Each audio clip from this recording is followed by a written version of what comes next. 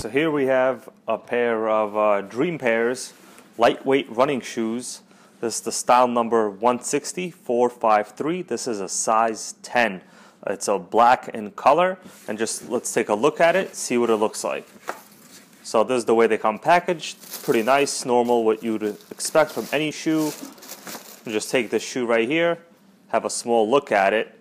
So it's a fairly good looking shoe, I must say. It resembles like something similar to some kind of shoe from Adidas or Nike even. It's very lightweight.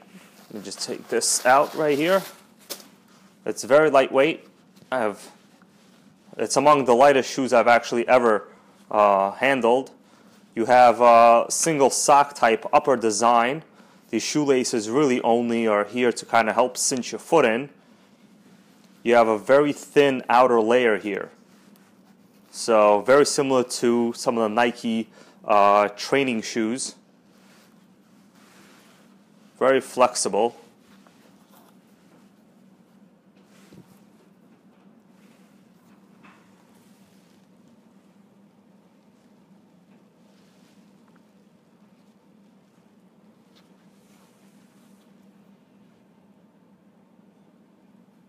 So this bottom material right here, it's all foam. The top right here is rubber. All of this is rubber. And the rear little pad is also rubber. The rest of this kind of feels like it's rubber over here, but the rest is coated in some kind of foamy material. Can't tell if under it is rubber, but it feels like it's some kind of rubberized foam. The rest of this white stuff is fairly soft foam. I could press it in with my finger. Feels pretty good to the touch. The upper section is a fairly consistently woven mesh. Very good for ventilation when you're running or walking around. So let's just take out the insole, see what the insole itself looks like. Okay, so there's the insole. It's a foam material, what you'd expect, fairly soft, consistent throughout.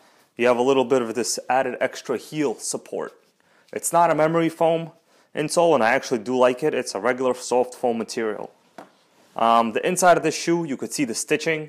It's relatively inconsistent, which is what you would expect with a low-end type of shoe, especially with any kind of knockoff. If you've ever seen a knockoff of any kind of shoe, the stitching is a dead giveaway of whether it's a real Nike brand product or it isn't. You could see even here on the outside, it's very, very rare, the stitching. But on this side, it looks like they doubled up on it, and it's inconsistent at that.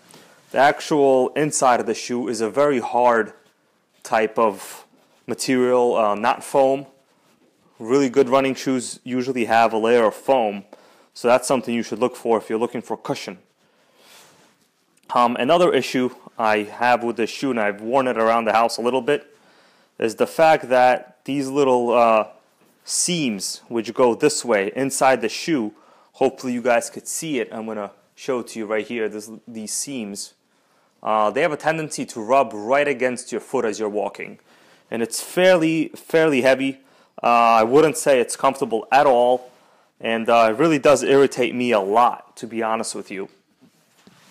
Other than that, the actual sole, nothing sticks out, nothing annoying here.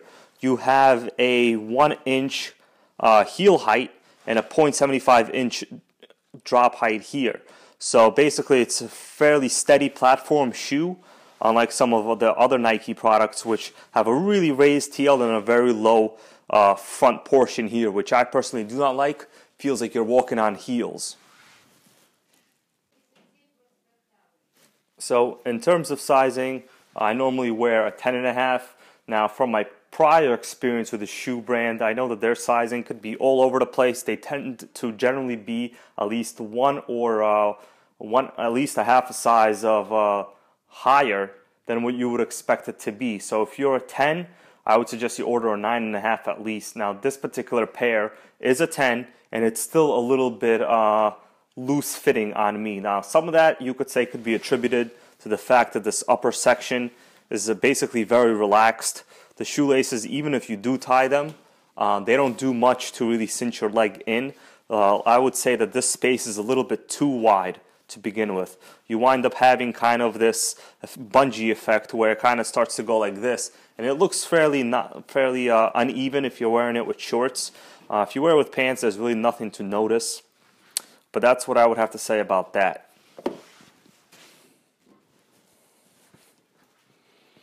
Alright guys, so here I put them on. You could see what they look like. You could tell that I have a good amount of space right around my ankle. And I pretty much tied in this left shoe pretty well. This one I left it a little bit loose. As I walk around, they don't seem to be coming off my foot. They're fairly comfortable, other than that little inseam issue I showed you about over here. Seems to be rubbing on the inside. But otherwise, not the worst shoes I've ever worn. They're very light. They have a good amount of cushion. Now, of course, most of that cushion is coming from the foam insole.